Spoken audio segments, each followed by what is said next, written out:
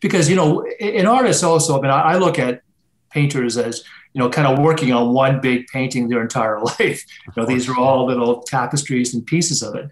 So you can't really necessarily say it all in one piece.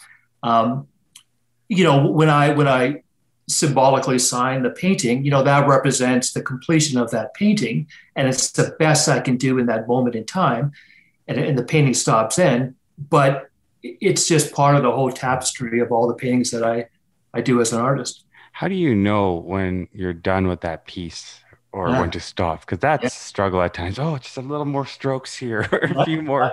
Yeah, another great question, Zach, because every artist goes through that, and again, not just in the visual arts, all artists. For me, anyways, it's when I stare at that painting and I feel there is nothing I can do to improve that painting. And let's put it this way: through the execution of a painting, there are always kind of mistakes, if you will, and I call it like crossing bridges. But it's only a mistake if you leave it, right? So you just kind of go through it and you go with the flow and so on. But when a painting is done, then if I feel there's nothing I can do to improve that painting, then I'll sign it, and that's it. And even if I see something the next day that whatever may not be right, I don't go back into it. I kind of honor and I recognize that that moment in time, and through my career, I've always been meticulous in terms of recording things. So I keep track on how long every painting takes.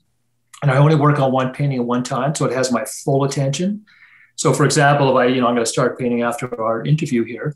And so I'll look at the clock and I'll log that in. And then if I paint 4 hours today, I'll just put 4 on the side of the canvas.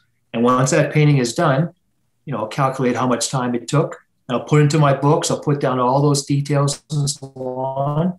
So it's honoring that experience and it's honoring that painting. And, if and when that painting sells, of course, I record when it sold, how much, who the collector is, and all these things.